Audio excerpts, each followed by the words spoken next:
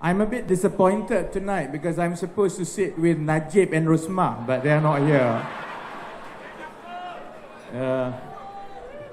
Although there's one thing which at least there's agreement between DAP and UMNO for the first time I see, that if you want to make money and fund your party, you still have to get donation. The only difference is that Najib gets one big chunk, 2.6 billion.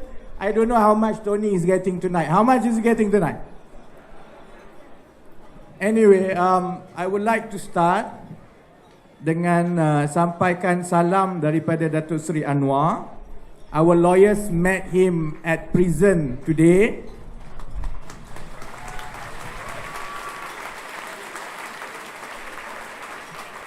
He gave all the best wishes to all of us, and his pesanan, his advice that Barisan Nasional and UMNO is really at the end of the crack. It only takes one small push and Najib may occupy the cell where he is today.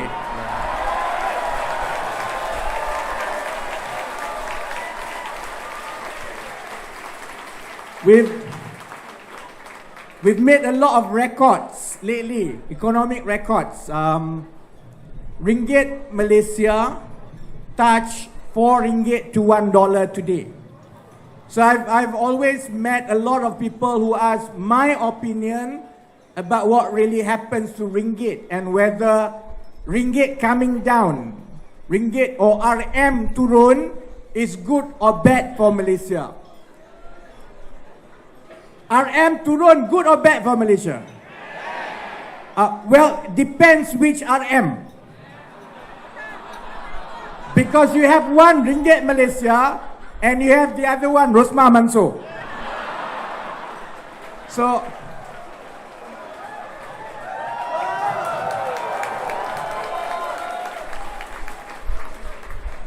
you see, Tony Pua holds the record. He is the first MP to be sued by a sitting Prime Minister. But myself and Chan holds another record. We are the first people to be sued by the Prime Minister and the wife. Together. Anyhow, ringgit Malaysia touched 4 ringgit today. So there's a lot of people asking me what really happens, whether our economy is really going down or not. I spoke to a few economists, people in the market. There's some good news, but there's a lot of bad news. The good news is our fundamentals is not as bad as it is represented by our ringgit Malaysia. Our growth, albeit we could have done much better, but at 4.5% to 5.5%, certainly we are not that bad. We can do a lot better. Our reserves, our economy are not as bad as being depicted by the currency. But why is it that not Rosmah Mansor, I mean RM, Ringgit Malaysia. Why is it that Ringgit Malaysia is the worst performing currency in Asia against dollar? It's because in spite of the relatively better economic fundamentals compared to other countries, the perception of the market about our country is very bad. And that perception can only be attributed to two people. One is prettier than the other. Which one? I only judge by the lips. The one with the pink lip is prettier than the other. The bad perception can be attributed to only two people. And for the first time, even Mahathir, Muhyiddin, everyone in this country will agree with me. You remove Najib and you remove Rosmah Mansor, our currency will get better. It's all purely a problem of perception and what the market feels about the administration and governance of this country, so much so that the fall of ringgit does not correlate with the fundamentals of our economy. And this can only be done by changing the Prime Minister and the government.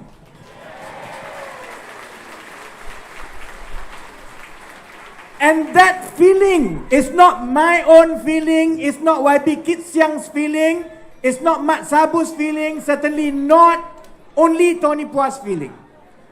In fact, nowadays I live in an apartment. So when I go and do my grocery shopping, I have to carry a lot of plastic bags to go to my 4th floor.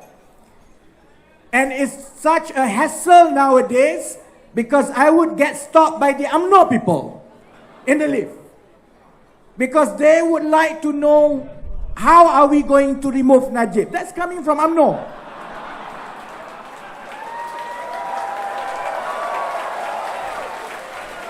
And I know my neighbors. I know which ones are UMNO. So they will start by saying how bad the country has become. And then they will ask, what can we do in order to remove Najib? And I will tell them, well, we can make police reports or SPRM reports. To which they will answer, tapi itu tak jalan lah YB, polis dalam poket dia lah YB.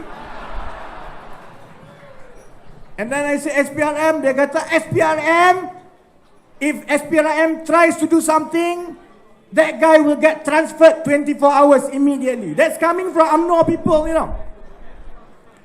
And then I said, well, we have to go back to the judges lah, file a suit lah. You guys can file as many suits. And they will say, yeah, but Najib and Rosmah also control the judges. To which finally I say, well, that's why we have been in opposition all this while. And that's why you were blind to be in UMNO all this while.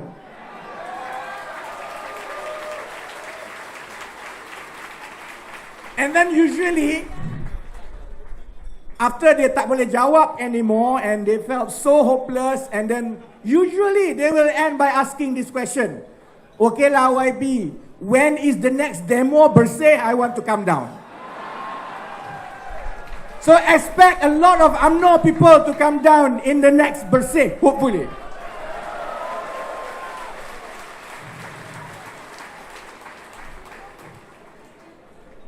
The problems that we have now, all the drama of the last 2 months, from the 2.6 billion ringgit in the personal account of the Prime Minister, to the sacking of Deputy Prime Minister, to the sacking, the unconstitutional sacking of the Attorney General, I have no love lost for him. But we defend the institution, not Gani Patail. And I hope Gani Patail reflects for all the travesty that his office has been abused for the last 10-15 years. Now he could empathize with what we feel all this while.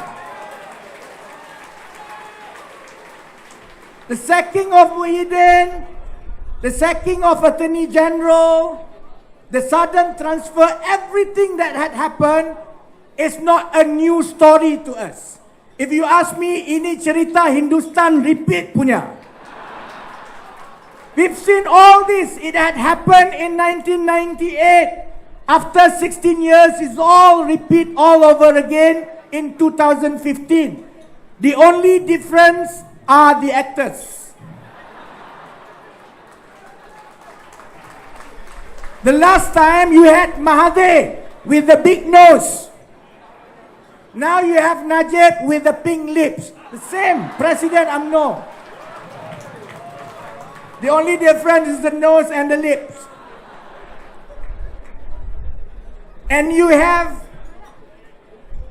extra this time around, pelakon tambahan. Last time you didn't have, now you have Rosmah Mansor. That's all. Okay, look back in 1998. Who were the court jesters, the clowns? You have Daim Zainuddin, the clowns back then. You have Megat Jonet. You have Sanusi Jonet. You have Zainuddin Maidin. These were all Mahathir's clowns who would parrot every single thing that Mahathir said and accused in 1998. Who are the new clowns? You have Ahmad Maslan, number one clown.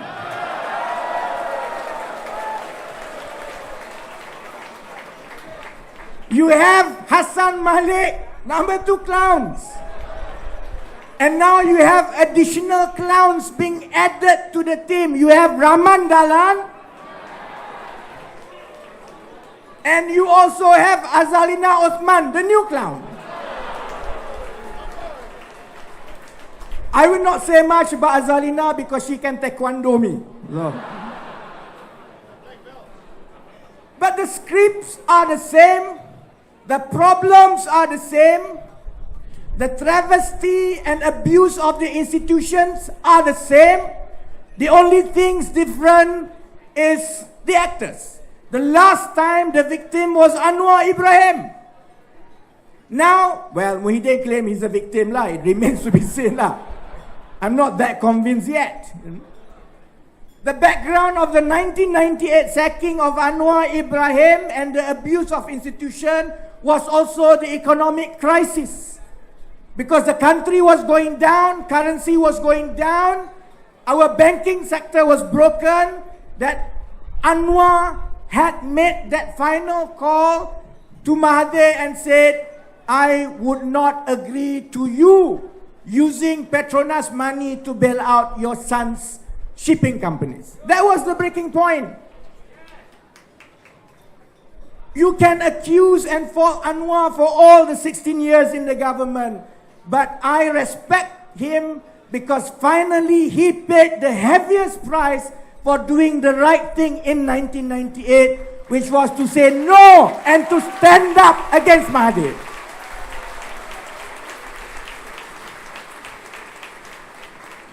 The same with Muhyiddin now. We have a background of worsening economic conditions. Ringgit Malaysia has touched 4 ringgit to $1. Our debt, household debt to GDP is the second highest in Asia at about 80% plus. All the ingredients that can bring down our economy is there. The background is the same, and then we have the 2.6 billion and 1 MDB. Same problem. The only minor difference is the manner that Anwar and Muhyiddin reacted to their sacking. I remember Anwar was sacked 12 noon, 2nd September 1998. I remember that vividly because I was in Kemaman in Terengganu during my summer holiday, and I have never taken a domestic flight in my life before then. So I got a call at 9 a.m. from my fellow student activists and said, Anwar was about to be sacked at 12. We were going to demonstrate. Please come early. I didn't want to miss anything, so I paid for the first domestic flight ticket 9 a.m. to reach KLIA at 10 a.m. That's why I remember the 12 noon that Anwar was sacked 1998. 12 noon, Mahathir called Anwar and told Anwar that because you did 1, 2, 3, 4, 5, I'm going to sack you unless you resign. What was Anwar's response then? He didn't say the F word lah. Anwar said, I didn't do anything wrong. I will fight you till the end. That's what Anwar said.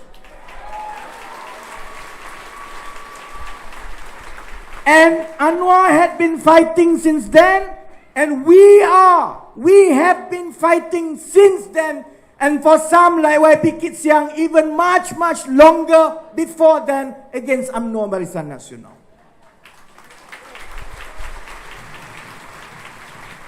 You fast forward back to 2015, Muhyiddin sacking. I do not create this story. This one was related by Muhyiddin himself. He went back to his constituency and he explained to his UMNO people how he was sacked.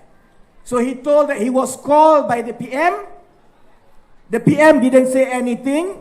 So it was Muhyiddin who asked, "Did you call me because of the cabinet reshuffle?" And Muhyiddin said, Najib didn't say a word. Najib said, just not his ear. Yeah. And then Muhyiddin asked the next question, "So am I in the next cabinet?" And again, Najib didn't say anything. Najib just said, no. That's Muhyiddin and Najib for you. And what did Muhyiddin say? Muhyiddin went back. The first response to the public was that, "I respect the decision of the Prime Minister and I will remain loyal to UMNO." I'm not convinced Muhyiddin will bring the kind of change that Anwar started in 1998, my friends. That's why, in spite of all this, in spite of the daily drama that we see coming out from Putrajaya and Sri Perdana, we must remain focused. Whether it's Mahathir, whether it's Najib, whether it's Rosmah, whether it's Muhyiddin, whether it is anyone, so long we do not change the government and we do not change the system, we will see the repeat of this story every 15 years. So we must defeat the end.